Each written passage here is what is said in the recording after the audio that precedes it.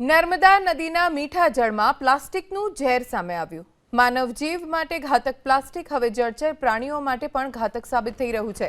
વડોદરાની એમએસ યુનિવર્સિટીના ઝૂઓલોજી ડિપાર્ટમેન્ટના પ્રાધ્યાપક અને વિદ્યાર્થીઓએ નર્મદા નદીની 200 જેટલી બોય અને લેવટા માછલીઓ પર સંશોધન કર્યું। 82% માછલીઓમાં 2 mmથી નાના પ્લાસ્ટિકના કણ અને દોરા જોવા મળ્યા। આ પ્લાસ્ટિકના કણ મુખ્યત્વે પેકેજિંગ, ચપ્પલ, બાંધકામના ઉત્પાદન માટે વપરાતા પોલિમરના હોવાનું બહાર આવ્યું। ઉપરાંત માછીમારો માટે ઉપયોગમાં લેવાતા ઝાડના ટુકડા અને અન્ય પ્લાસ્ટિકના કણ પણ મળી આવ્યા, જે જળચર પ્રાણીઓ માટે હાનિકારક છે। આ મુદ્દે પ્રોફેસરનું કહેવું છે કે આ માછલીઓ માનવી ખાય તો લાંબા ગાળે તેમના શરીર પર અસર થઈ શકે છે।